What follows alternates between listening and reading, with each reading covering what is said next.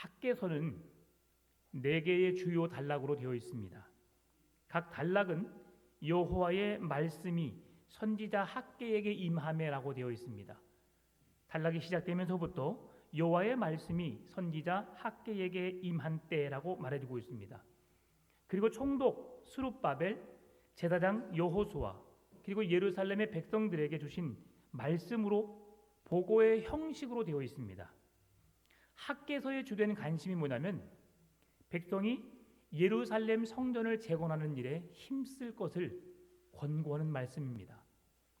이스라엘 백성들이 바벨론 포로로 붙잡혀 갔습니다. 그곳에서 70년이라는 시간을 보내게 되었는데요.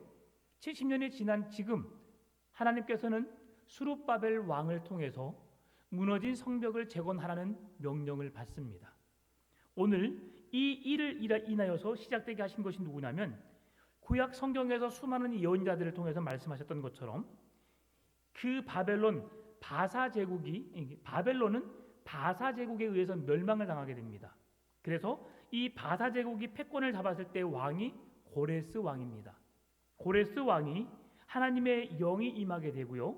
하나님의 영이 임한 고레스 왕은 하나님의 명령을 실행하게 됩니다. 그래서 붙잡혀왔던 이스라엘 백성들에게 이제 뭐 하라고요? 무너진 성벽을 재건하라고요. 바벨론 포로에서 너희들의 고국으로 돌아가라고 명령합니다. 참으로 놀라운 일이지요.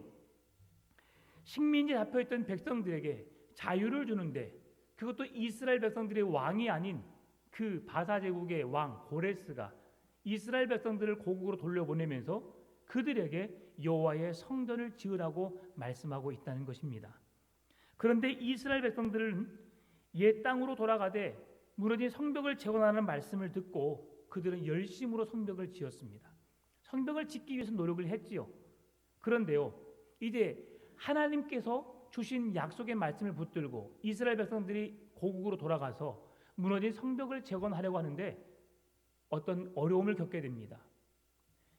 그들이 누구냐면 사마리아 사람들입니다. 이스라엘 백성들과 형제죠, 형제애를 가지고 있는 이 사마리아 사람들이 이스라엘 백성들이 성전을 건축하는 것을 반대하는데요. 그 이유를 이렇게 삼습니다. 바사 제국이 그 나라를 다스리고 있었던 그때에 지금 이스라엘 백성들은 자기들의 나라를 세워가기 위해서 세금도 내지 않고 바사로부터 자유로워지려고 합니다. 이스라엘 백성들이 한 강대국을 이루게 되면 바사의 위험이 될 수 있고 지금 바사에 세금을 바치지 않고 그 나라가 강해지면 바사 제국의 위험 요소가 될 수 있습니다라는 거짓을 통해서 바사 왕의 마음을 흔들고 있다는 것이죠. 지금 이때는 고레스 왕이 죽고 그의 아들이 통치하던 시대입니다. 그러다 보니까 바사 제국이 혼란스러운 상황이죠. 아버지가 죽고 아들이 대신하여 그 나라를 세워가고 있는 그때에 많은 나라가 혼란스럽고 어지러운 그 상황입니다. 그러니까 사마리아 사람들이 지금 이스라엘 백성들을 가만히 내버려 두면 그 나라가 강해져서 당신들은 위험의 요소가 될 수 있고 또한 그 나라 백성들이 세금을 바치지 않기 때문에 당신들의 경제가 어려워질 수 있으니 그들이 성전 재건하는 것을 멈추게 하십시오라는 그런 제안을 그대로 받아들인 것이죠. 무엇이 옳고 그른지 어떻게 그 일이 진행되고 있는지 전혀 자초지종을 묻지 않고 그 어떤 일이 시작되었는지 그 시작되었던 것들을 전혀 살펴보지 않고 그냥 사마리아 사람들의 금지 명령에 의해서 금지하라는 명령을 내립니다. 그리고 오늘 본문의 상황이 그렇게 금지되어진 지 14년이 지난 상황을 말씀해주고 있습니다. 14년이라는 시간은 결코 짧지 않은 시간입니다. 엄청난 시간이죠. 여러분 14년 전에 여러분 어디서 뭘 하셨는지요? 여전히 우리 교회를 다 섬기고 계셨지요. 네, 딱 얼굴 보니까요. 예, 지금 이곳에 앉아 계신 분은 손홍택 장로님하고 저를 빼놓고는 다 14년 전에 이곳에 계신 분이네요. 네, 저도 14년 전에 이곳에 있었다가 그리고 8년 만에 돌아와서 지금 3년 함께 하고 있습니다. 예, 제가 돌아온 지 손 장로님이 3년 전에 오셨죠. 네, 참 감사합니다. 같은 배를 탈 수 있는 게 얼마나 큰 은혜인지요. 그러고 보면 여기 계신 모든 분들은 14년 전에 다 계셨던 분들이에요. 자, 그런데요. 14년이라는 시간은 엄청난 시간입니다. 그러다 보니까 백성들이 하나님의 성전을 짓는 것을 잊어버립니다. 그리고 자기들의 삶에 이제 내가 먹고 살아야 하니까, 내 가정도 살아야 되니까 열심히 살았던 거죠. 이스라엘 백성들에게 잘못이 없습니다, 여러분. 그러죠. 한 가지 잘못한 것이 뭐냐면 하나님께서 성전을 지으라는 말씀을 잊어버린 것이지요. 그들은 성실하게 열심히 자기의 삶을 살았던 것은 그 누가 보더라도 잘한 일입니다. 여러분, 그리스도인들은 더 잘 살아야 합니다. 열심히 노력해서 더 성실하게 살아야 합니다. 왜냐하면 우리의 삶을 통해 하나님의 모습을 보여줘야 하기 때문이죠. 정직하게 사는 것, 진실되게 사는 것, 이것이 하나님이 우리에게 원하시는 방법 중에 하나입니다. 바사왕 고레스가 죽고 그의 아들이 통치하는 그 시절, 정치적으로 경제적으로 많은 어려움 혼란의 시대 속에서 사마리아 사람들의 모함에 거짓에 그 왕이 성전의 중단을 선포했고, 그러므로 성전이 중단된 지 14년이 지난 지금 학개 선지자는 다시 그 백성들에게 너희들이 무엇을 해야 하는지를 말해주고 있습니다. 이스라엘 백성들의 신앙이 희미해져 있고, 또한 그들이 왜 살아야 하는지, 무엇을 위해 살아야 하는지 그들이 정체성을 잃어가고 있는 그때에 학개 선지자가 이스라엘 백성들의 신앙을 촉구하고 있는 것이죠. 여러분, 잠자고 있는 우리의 영혼, 멈춰 있는 우리의 신앙을 다시금 한 걸음 더 나아갈 수 있도록 이끄는 지도자가 있다면 그 교회는, 그 사람들에게는 소망이 있는 것입니다. 지금 영적으로 무뎌져 있는, 하나님이 해야 할 일들을 하라고 명령하셨음에도 불구하고 뒤로 한 채 언제 해야 할지 전혀 생각도 못하고 있는 그들에게 학개 선지자는 영적인 각성 운동을 통해 다시 한번 그들이 하나님을 예배할 수 있는 그 자리로 이끌고 있음을 보게 됩니다. 하나님의 성전을 건축할 마음이 전혀 없는 그들에게 학개 선지자는 그들의 신앙을 독촉하고 있고 그들의 믿음이 다시금 회복할 수 있는 길을 열어주고 있는 것이죠. 그런데 이 학개 선지자가 가장 먼저 찾아간 사람들이 있습니다. 그들은 백성의 지도자들을 찾아갑니다. 왜 학개 선지자가 지도자들을 찾아갔을까요? 이를 이루는 자가 누구인지를 안 것이지요. 여러분의 가정에 뭔가를 행할 때, 그 일을 행할 때에 사람들이 누구를 찾아갈까요? 아들을 찾아갈까요? 아버지를 찾아갑니다. 아니면 그 가정의 아버지보다 어머니가 더 세다면 어머니를 찾아갑니다. 왜요? 결정권자가 누구인지를 알기 때문이죠. 그러면 그 사람에게 찾아가서 그 사람에게 말하면 어떻게 됩니까? 뭔가 이루어질 수 있는 거잖아요. 오늘 마찬가지입니다. 학개 선지자가 지도자들을 찾아간 이유가 여기에 있습니다. 가장 큰 문제는 지도자들에게 있었기 때문에 지도자들이 깨어서 백성들로 하여금 하나님의 성전을 짓는 일에 앞장서서 열심을 내어야 했음에도 불구하고 지도자들 먼저 그렇게 나태해져 있고 하나님의 성전을 건축할 마음조차 없는 그들에게 가서 그들의 마음에 영적 각성 운동을 일으킨 것이죠. 이 말씀을 보면서 우리가 해야 할 일이 있습니다. 교회의 영적인 지도자, 여러분 누구를 영적인 지도자로 말합니까? 목사요, 장로들을 말합니다. 여러분, 우리 교회도 목사와 장로가 깨어 있어서 하나님의 음성 듣는 교회가 되기를 원합니다. 무엇인가 교회가 뭘 해야 할까 고민하고 그곳에 엎드리고 주의 음성을 듣고 말씀대로 움직이기 위해 몸부림치는 지도자들이 되도록 여러분 힘써 기도해 주시기 바랍니다. 원로 장로님, 은퇴 장로님, 시무 장로님 할 것 없이 또 그 장로님들의 몫입니까? 아닙니다. 우리 모든 성도가 함께 걸어가야 할 그 일들입니다. 학개 선지자가 먼저 영적으로 무너진 그 시대 속에서 지도자가 무너져 있고 하나님 앞에 열심히 되지 못하고 있는 그들에게 찾아가서 영적인 각성 운동을 통하여 다시 한번 하나님 앞에 희망이 없는 그들에게 새로운 희망을 주었고 그들과 하나님과의 소통이 끊어진 그들에게 다시금 하나님과 소통하게 하는 그런 일들을 학개 선지자가 지금 하고 있다는 것이지요. 우리 교회가 하나님 원하시는 기뻐하시는 건강한 교회로 세워지기 위해서는 이렇게 지도자라고 생각할 수 있는 사람들이 깨어서 기도해야 될 줄 믿습니다. 기도하고 하나님의 말씀을 사모하고 그 말씀하신 뜻대로 순종하는 삶을 살아갈 때에 우리에게 먼저 믿는 우리들을 통해서 따라오는 믿음의 세대들이 그 모습을 본받게 될 줄 믿습니다. 우리 12절 말씀을 한번 읽어볼까요? 알디엘의 아들 스룹바벨과 요사닥의 아들 대제사장 여호수아와 남은 모든 백성이 그들의 하나님 여호와의 목소리와 선지자 학개의 말을 들었으니 이는 그들의 하나님 여호와께서 그를 보냈음이니라. 백성이 다 여호와를 경외하매. 아멘. 다시 한번 또 띄워 주십시오. 하나님 여호와의 목소리와 선지자 학개의 말을 들었으니, 그 다음에 이는 그들의 하나님 여호와께서 그를 보내셨습니다. 백성이 다 여호와를 경외하매. 이것이 우리가 해야 할 일입니다.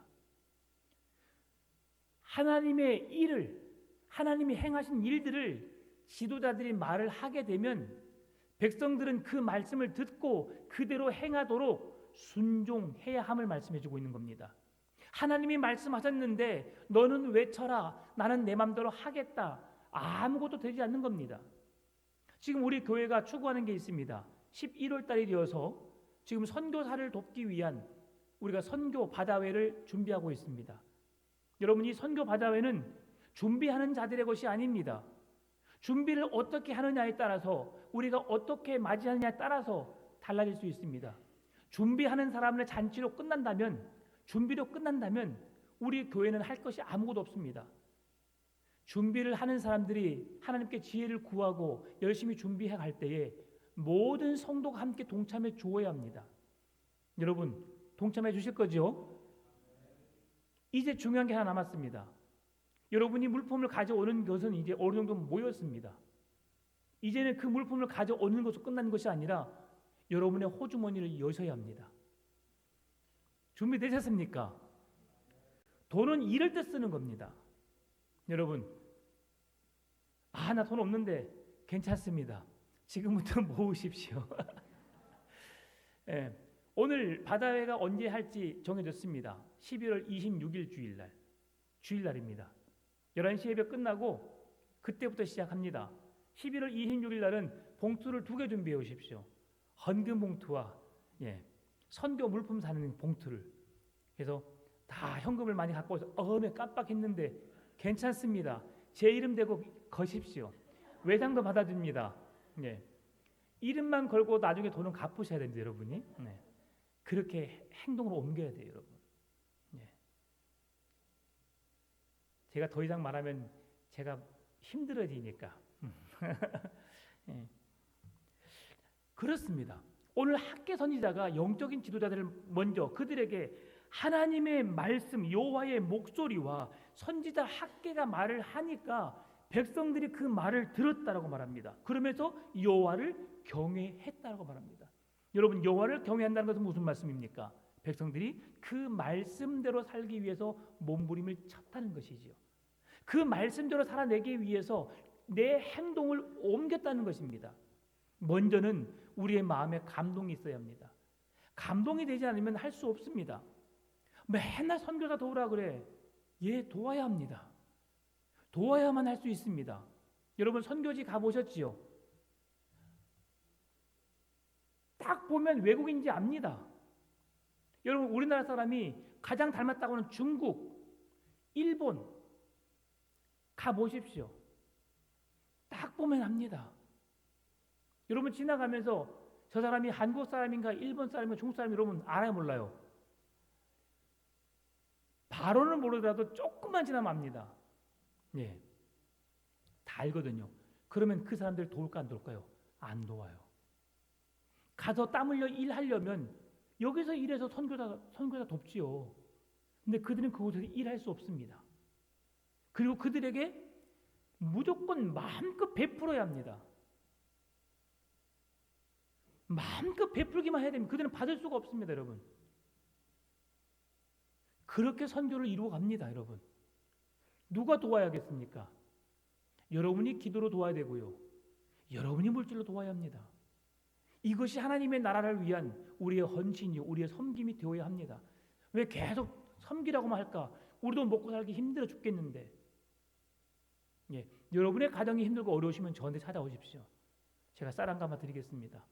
밥은 먹고 살 수 있도록 제가 해드릴게요. 거짓말이 아닌데 진짜입니다. 선착순 2명. 네. 두 분, 우리가 밥이 없다, 밥을 못 먹겠다 하신 분, 저희가 오시면 제가 쌀 2가마 내드리겠습니다. 네. 그건 진짜고요. 자, 네, 아멘입니다. 그렇게 우리가 서로 돕고 힘을 내야 되고요. 그리고 우리는 선교를 위해서 힘써야 되는 것입니다. 그것이 주님이 원하시는 일들이죠. 오늘 말씀을 통해서 이 말씀은 모든 백성이 다 하나님의 말씀을 듣고 하나님을 경외하게 되었다라고 해석할 수 있습니다. 하나님의 말씀을 듣게 되니까 하나님을 경외하게 되었다. 우리가 누구의 말씀을 들어야 되겠어요? 하나님의 말씀을 들어야 합니다.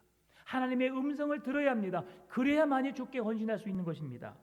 여러분, 구체적인 설명은 이렇습니다. 스알디엘의 아들 스룹바벨과 여호사닥의 아들 대제사장 여호수아, 남은 모든 백성이 라고 이렇게 되어 있습니다. 남은 모든 백성이 무엇을 들었다고요? 여호와의 말씀을 들었다. 여호와의 말씀을 듣게 되니까 그 말씀대로 순종하게 되었다라고 하는 것입니다. 그래서 하나님께서 지도자들과 백성들에게 기회를 주시기 위해서 지금 학계 선지자를 통해서 하나님의 말씀을 듣게 하신 것이죠. 오늘 우리가 주일에 이곳에 앉아 있는 이유가 있습니다. 여러분, 이 시간을 통해 듣게 된 말씀을 통해서 우리의 마음에 하나님의 말씀이 던져지면요, 하나님의 감동하심으로 여러분의 심령 가운데 주시는 마음을 따라 행동하시면 되는 겁니다. 결코 부담을 갖고 억지로 하라고 주님 말씀하지 않습니다. 자원함으로, 기쁨으로, 감사함으로 하라고 하는 겁니다. 여러분, 11월 29일 날, 26일 날, 오메 나 그 주일 날 안 나와야겠네. 괜찮습니다. 안 나오셔도 됩니다. 근데 이 안 나오신다고 하는 것은 여러분, 이건 하나님이 주신 마음일까요? 아니면 다른 사씨가 주는 마음일까요? 여러분, 그것을 구분해야 됩니다. 하나님의 백성은 하나님이 뭘 기뻐하실까, 뭘 원하실까를 생각하는 겁니다. 꼭 사라는 말씀 아닙니다. 그러나 돈은 챙겨 오시란 말씀이죠. 그래야 우리가 주의를 할 수 있습니다. 그러면 이 말씀에서 우리가 네 가지의 중요한 요소를 함께 살펴보기 원합니다. 첫 번째로 하나님의 말씀입니다. 백성들이 학계 선지자의 말을 들었을 때에 하나님께로부터 전해진 말씀이라는 사실을 그들은 알았습니다. 그래서 하나님께서 학계 선지자를 보내셨다는 사실도 그들이 알게 되었지요. 무엇을 들으니까요? 하나님의 말씀을 들으니까요. 여러분, 제가 만약에 여기에서 여러분에게 듣기 좋은 세상에 좋은 이야기, 잘 사는 이야기, 돈이 되는 이야기를 한다면 여러분, 귀는 즐겁겠죠. 그러나 그렇기 위해서 그런 말을 제가 한다면 저는 이곳에 서 있을 이유가 없는 것이지요. 저보다 말 잘하는 사람이 얼마나 많습니까? 우리 김창욱 여러분 아시죠? 저는 그분 한번 모셨으면 좋겠어요. 그 여자 중에 김미경 여러분 아시죠? 그런 사람들 저는 불러서 한 번씩 그분 다 믿음의 사람들입니다. 우리가 어떻게 살아야 할지 우리의 믿음을 우리의 더 동기부여할 수 있는 그런 사람들인데요. 그들은 세상의 삶을 통해서 우리에게 신앙의 동기부여를 해주는 사람들이거든요. 말 겁나게 잘합니다. 웃었다 울었다 울었다 웃었다 자기 마음대로 하고 싶은 대로 할 수 있는 사람들입니다. 근데 말주변이 별로 없음에도 불구하고 제가 이거 서 있는 이유가 무엇입니까? 하나님의 말씀을 증거하기 위함입니다. 여러분, 그래도 우리는 하나님의 말씀을 들어야 되는 줄 믿습니다. 하나님의 말씀으로 들을 때에 오늘 우리에게 놀라운 일들이 일어납니다. 하나님의 말씀은 어떻게 들어야 합니까? 순종함으로 들어야 합니다. 그 말씀이 내 마음에 맞고 맞지 않고 나는 해야 되겠다 하지 말아야겠다 판단이 아니라 그 말씀은 내가 해가 된다 할지라도 하나님이 주신 말씀이라면 지켜 행해야 한다는 것이죠. 영적인 통찰력을 가진 자들이 복된 자들인데요. 그래도 주님은 말씀하십니다. 귀 있는 자들은 하나님이 그들에게 하신 말씀을 들을지어다. 귀 있는 자는 주의 말씀을 들으라고 성경은 말씀해주고 있습니다. 여러분 귀 갖고 계시지요? 여러분 귀를 갖고 있지만 듣지 못한 사람이 있습니다. 마음 아픈 일이죠. 귀가 있음에도 들을 수 없습니다.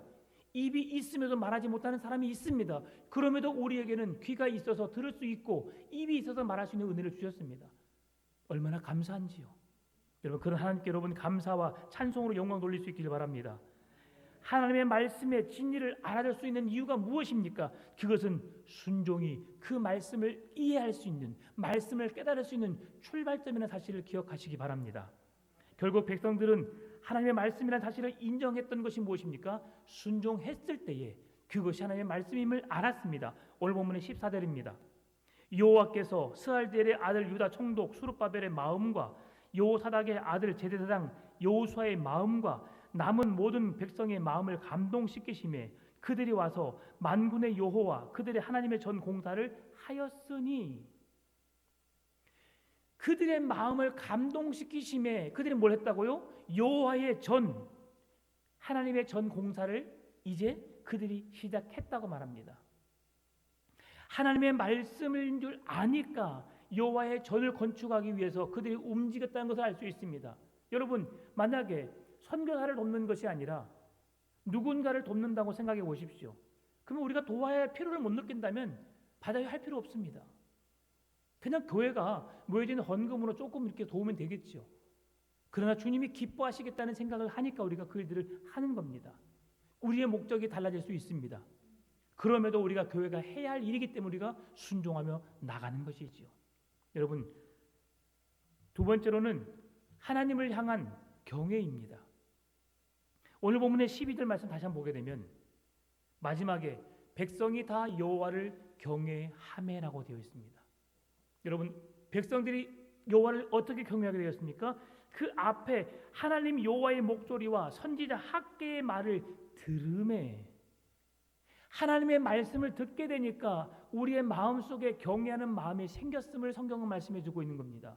여호와의 말씀이 아니면 경외할 필요가 없는 것입니다.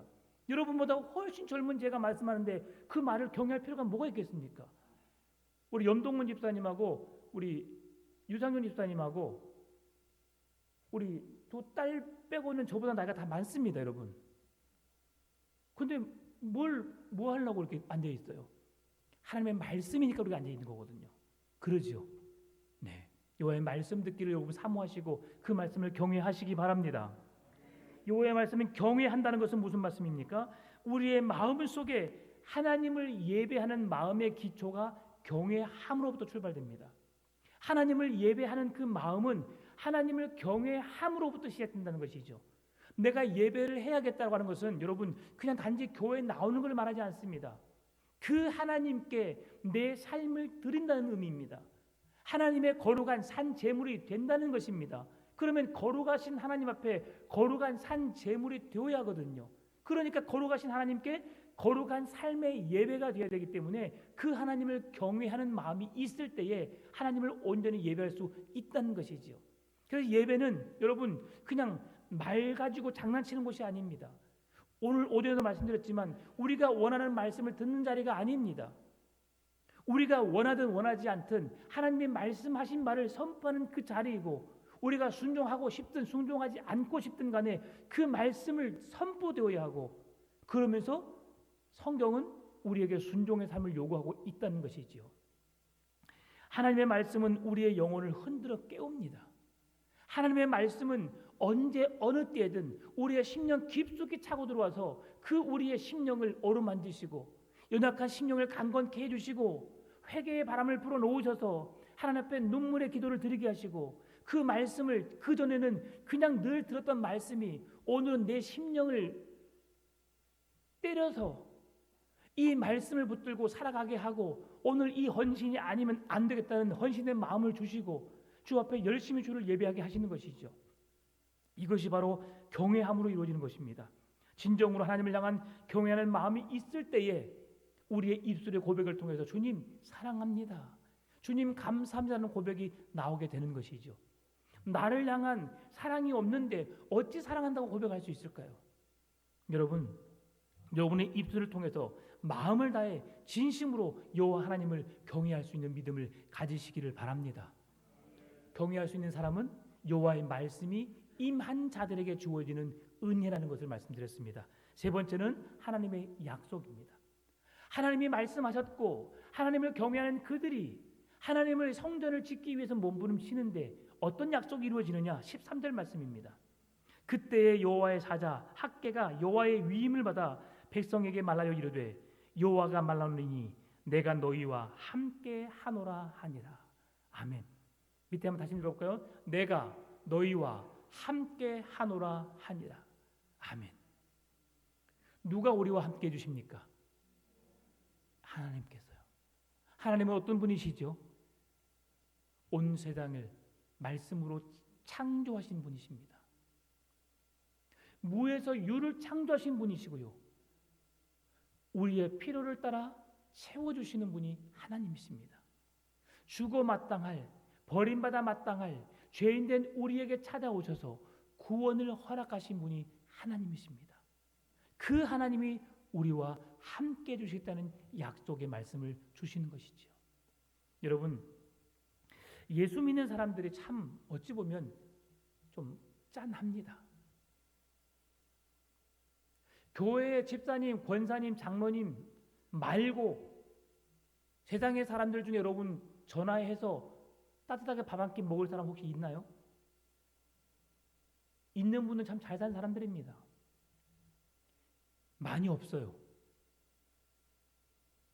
저도요, 목사님들 말고 성도님들 말고 세상 사람들 전화하라고 하면 친구 몇 안 됩니다. 예수님 믿는다는 이유로 친구들과 연락을 끊은 지가 오래입니다. 동창회도 안 갔고요. 오라는 것도 안 가고요. 친구들 전화도 일부러 안 받습니다. 왜냐면요, 은혜가 안 되거든요. 그래서 믿음을 지켜내기 위해서 이렇게 길을 걷고 있는데 가끔씩은 외롭더라고요. 꼭 전화한 사람, 만나는 사람 빼고 누군가 좀 만나고 싶다고 할 때 만날 사람이 없어요. 그렇게 외로운 싸움을 우리가 걷고 있습니다. 그러나 그러한 우리들이라고 생각하지만 그런 가운데 우리를 찾아오신 분이 계시잖아요. 온 세상의 주인 되신 하나님이 우리와 함께 해주시겠다는 거죠. 여러분 가끔씩 혼자라고 생각할 때 여러분 그때 한번 산책 한번 하십시오. 산을 걷거나 들녘을 한번 걸어보십시오. 그러면서 나에게 찾아오신 하나님을 여러분 영접하게 될 겁니다. 그때 얼마나 감사한지 모릅니다. 아, 내가 결코 혼자가 아니구나. 나는 힘들고 어렵지만 지쳐 있지만 문제의 해답을 알지 못하고 내가 지쳐 쓰러진 상황에 있지만 그 상황 속에서 나를 찾아오시는 주님을 여러분 만나게 될 줄 믿습니다. 그 주님이 찾아오시면 모든 문제가 해결됩니다. 사람은 안 된다고 하고 사람은 포기하라고 말하지만 그곳 가운데 산 소망이 되신 예수 우리께서 우리에게 큰 소망이 되어주신 줄 믿습니다. 네 번째는 하나님의 성령의 역사입니다. 14절 말씀 다시 한번 읽어볼까요? 여호와께서 스알디엘의 아들 유다 총독 스룹바벨의 마음과 여호사닥의 아들 대제사장 여호수아의 마음과 남은 모든 백성의 마음을 감동시키시매 그들이 와서 만군의 여호와 그들의 하나님의 전 공사를 하였으니 아멘. 성령의 역사는 우리의 마음을 감동시킵니다. 선한 일들을 할 수 있도록 마음에 감동을 주십니다. 여러분 순간 충동적인 마음이 아닙니다. 지속적으로 그것이 아니면 안 될 마음을 주시는 거예요.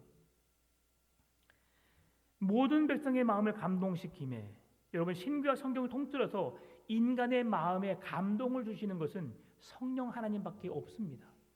성령 하나님이 우리의 마음을 감동시키셔서 우리를 이끄시고 우리를 인도하셔서 하나님의 놀라운 일들을 감당하게 하십니다. 성령의 감동을 받음에 복음을 전하게 되었고요. 성령의 감동을 받음에 가난한 자들 고아와 과부를 돌아보면서 그들을 섬기는 마음을 주신 겁니다. 여러분 우리가 선교하고 구제하기를 기뻐해야 할 이유가 바로 여기 있는 것이죠. 하나님께서 그 일들을 기뻐하시기 때문이죠. 그 일들은 어떻게 할 수 있습니까? 성령의 감동되면 할 수 있는 것입니다. 여러분 사람의 마음은 간사합니다. 사람의 마음은 쉽게 식습니다. 어떤 은혜의 자리가 있으면 감동이 되는 자리가 있으면 이야 나도 그렇게 해야지 그렇게 살아야지라고 감동받습니다. 저 사람은 저렇게 열심히 사는데 나도 열심히 살아야지. 사람의 마음의 감동 각성은 순간 사라집니다. 여러분 나의 열심 나의 각오 한순간에 무너지는 것을 자주 보게 됩니다. 운동해야지. 여러분 운동한다 해야 된다 다 느끼시지요? 꾸준히 운동하신 분 계십니다. 네, 계십니다. 그러나 또 하겠다고 하지만 잘 하지 못하는 사람도 있습니다. 이건 왜 그렇습니까? 나의 의지, 나의 결심, 나의 노력이 약하면 할 수 없는 일입니다. 그런데요, 성령이 내 마음을 감동시키면 나는 안 하고 싶고 나는 포기하고 싶고 나는 다른 것 하고 싶지만 성령의 감동이 되면 하나님의 일을 할 수밖에 없게 됩니다. 여러분, 사도 바울, 그는 예수를 핍박하는 자입니다. 예수 믿는 자를 잡아다가 옥에 가두는 사람입니다. 그 일에 앞장섰던 사람입니다. 어떻게 살았을 때에, 내 마음으로 내 열심으로 살았을 때는 예수 믿는 사람들이 너무 미웠고 자기가 믿는 복음에 거스린 자가 되었다고 생각해서 그들을 잡아 죽이기도 하고 옥에 가두기도 하고 핍박했던 사람입니다. 그러나 예수 믿는 사람들을 핍박하러 가는 도중에 다메섹 도상에서 누구를 만났어요? 예수님을 만나게 되니까, 그의 마음에 성령의 감동이 되니까 40에 하나 감한 매를 몇 번이나 맞고 복음을 전하다가 배가 파손돼서 죽을 위기를 여러 번 경험했음에도 불구하고 그 마음이 식지 않는 거예요. 복음에 대한 열정이 식지 않는 겁니다. 누가 감동해 주시니까? 성령이 역사해 주시니까. 여러분, 성령께서 여러분의 마음을 감동시켜 주실 줄 믿습니다. 성령의 감동에 의하면 여러분 쉽게 마음이 식어지지 않습니다. 예수 그리스도를 놓아버린다? 나 오늘부터 예수님 안 믿겠다라고 말하는 사람들은 성령에 감동된 사람이 아닙니다. 여러분은 성령의 사람이기에 지금도 그 어려운 상황들을 이겨내고 지금까지 믿음을 지켜내신 것입니다. 여러분, 성령에 감동되면 그 하나님이 어떤 분이신지 알기에 포기할 수 없는 거죠. 나 같은 자에게 구원을 주신 그 하나님의 은혜가 얼마나 큰지를 느낄 수 있는 것이지요. 우리 눈에 보이지 않기 때문에 천국이 있나 없나 가끔씩은 여러분 우리가 생각될 때 있으면 궁금해질 때 있습니다. 그러나 그 믿음이 약해질 그때에 하나님께서 내 마음을 붙들어달라고 기도하시기 바랍니다. 죽음의 위기 속에서, 어떤 위기 속에서 여러분 그 하나님을 찾기란 결코 쉽지 않습니다. 그 위기 속에서도 그 하나님과 함께하는 은혜가 있을 수 있는 것은 성령이 내 마음에 계셔야 합니다. 그러기 위해서는 지금도 성령의 감동의 역사가 있어야 되겠죠. 다시 한번 14절 말씀을 보게 되면 뒤에 나오죠. 마음과, 여호수아의 마음과 백성의 마음을 감동시키시매 그들이 와서 만군의 여호와 그들 하나님의 전공사를 하였으니, 성령의 감동이 된 것이 우리의 마음에 감동이 있어야 됩니다. 우리의 마음이라고 하는 것은 무슨 말씀이냐면 영입니다. 우리의 영이 감동을 받아야 됩니다. 여러분, 그냥 불쌍하니까 도와준다, 그럴 수 있습니다. 한 번, 두 번이죠. 불쌍해서 돕는 일은 여러분 우리의 경제적인 사건이, 그 상황이 어렵게 되면 그것도 멈추게 됩니다. 제가 신학교 때 부모님께 용돈을 타서 쓰잖아요. 그러다 보니까 항상 한정된 돈을 썼습니다. 제가 아르바이트 해본 거라고는 전주에서 옷가게에서 20일 동안 일해본 것이 처음입니다. 저는 노가대도 거의 떠본 적이 없고요. 제가 돈을 벌어본 적이 별로 없습니다. 그래서 돈을 번다는 것이 너무 어려운지를 알아요. 그럼에도 불구하고 이제 그렇게 그냥 돈을 벌어보진 않았는데요. 20일 아르바이트 해본 것이 제가 해본 일 중에 처음이고 마지막입니다. 근데 용돈을 타서 쓰다 보니까 학교에서는 그렇게 배웠거든요. 혹 지나가는 사람이 예수님일 수 있으니까 섬겨라, 나눠라, 도와줘라. 지금은 거의 없는데요. 신학교 다닐 때 충장로 가면 그 찬양 털어놓고 그 밀고 다니는 사람 있잖아요. 얼마나 자주 다니는지. 그때는 지나가면 1,000원, 또 1,000원 도우라고 하니까. 근데요, 충장로를 갈 때 우리가 한 번 가고 다시 안 온 것이 아니라 갔다 왔다만 하잖아, 우리가 갈 때. 근데 그때마다 찬양이 막 들려지는데 마음이 너무 막 괴로운 거예요. 내가 쓸 돈도 없는데 지금 저 사람 계속 도우라고 했는데 도와야는 되겠고 나도 뭔가를 사야 되겠고 고민 많이 됐습니다. 저 멀리서 음악 소리 들어오면 가게로 들어갔다가 지나가면 나오고 막 그러기도 했어요. 왜? 이게 성령의 감동이 아니라 인위적으로 하려니까 그런 거죠. 그리고 이제 1,000원짜리 있었을 때는 잘 하다가 만원짜리 남았습니다. 어떻게 해야 됩니까, 여러분? 줘야 돼요, 안 줘야 돼요? 마음이 있으면 줘야죠, 여러분. 조금 더 가까운 예로 여러분, 오늘 교회 한번 가야지. 교회 왔는데 그날이 헌신 예배예요. 근데 내 호주머니에 10,000원짜리밖에 없고 50,000원짜리밖에 없습니다. 여러분 어떻게 하십니까? 회계장로님 45,000원 남겨주세요. 그러겠어요? 해야 됩니다. 근데 억지로 하면 또 성경에서 그래요. 억지로 하면 그 하나님이 받지 않겠다고 하는 거예요. 어떻게 해야 되겠어요? 기쁨을 해야 되겠는데 5만 원 한 번 한다는 거 쉽지 않습니다, 여러분. 그런데요. 성령이 감동되면 할 수 있습니다. 하라는 게 아니에요. 그 큰 돈을 하라는 게 아니라 성령이 감동되어서 하나님이 하실 일들을 하나님의 나라로 하여금 하게 하시면 헌신할 수 있다는 거죠. 성령의 이끌림 받기를 바랍니다. 왜 그렇습니까? 성령의 감동이 된다는 성령의 일, 하나님의 일을 할 수 있기 때문이죠. 오늘 우리가 이 자리에 앉아있는 이유가 이것입니다. 하나님의 기쁨이 되기 위해서입니다.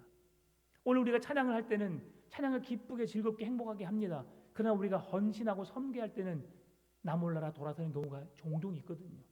여러분 그럴 때 더욱 하시기 바랍니다. 오늘도 제가 엄청 큰 감동을 받았어요. 할 수 있는 형편이 안 되는데도 불구하고 하겠다는 거예요. 선교사를 돕기 위해서 마음을 담아서 주께 드리겠다는 겁니다.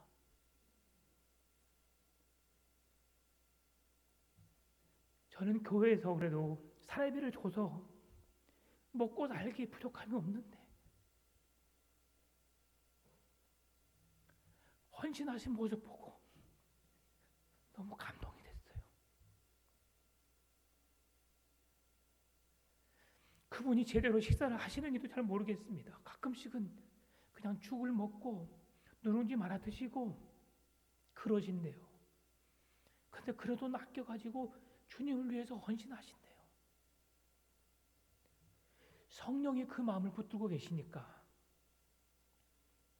그 일을 감당할 수 있는 겁니다. 사람의 눈으로 보면 할 수 없습니다. 그래도 우리 신앙은 진리라는 하나님 말씀 위에 든든히 서야 되는 줄 믿습니다. 마지막으로 14절 말씀 다시 한번 읽어보겠습니다. 하나님께서 여호와께서 스알디엘 아들 유다 총독 수르바벨의 마음과 여호사닥의 아들 대제사장 여호수아의 마음과 남은 모든 백성의 마음을 감동시키매 그들이 와서 만군의 여호와 그들의 하나님의 전 공사를 하였으니 하나님의 말씀을 듣고 그리고 그 말씀을 하나님께 들음으로 인해서 주님을 경외하는 마음이 생기게 되었고 그리고 주어진 게 무엇입니까? 세 번째로 하나님의 약속된 말씀을 붙잡게 되고 그 말씀을 통해서 내게 성령이 임하게 되니까 하나님이 원하신 일들을 할 수 있다는 것이죠. 오늘 우리 풍암 전원교회가 하나님이 원하신 일들을 행할 수 있는 교회가 되기를 원합니다. 조금은 힘들 수 있어요. 그러나 하나님이 원하신다면 우리가 해야 되지 않겠습니까? 우리의 마음은 거룩한 성전입니다. 오직 스룹바벨에게 주어진 그 말씀을 통해 우리가 깨달을 수 있는 게 뭐냐면 힘으로 되지 아니하고 능력으로 되지 아니하고 오직 나의 영으로 되니라. 우리 스가랴 4장 6절 말씀 한번 같이 읽어볼까요? 그가 내게 대답하여 이르되 여호와께서 스룹바벨에게 하신 말씀이 이러하니라. 만군의 여호와께서 말씀하시되 이는 힘으로 되지 아니하며 능력으로 되지 아니하고 오직 나의 영으로 되느니라.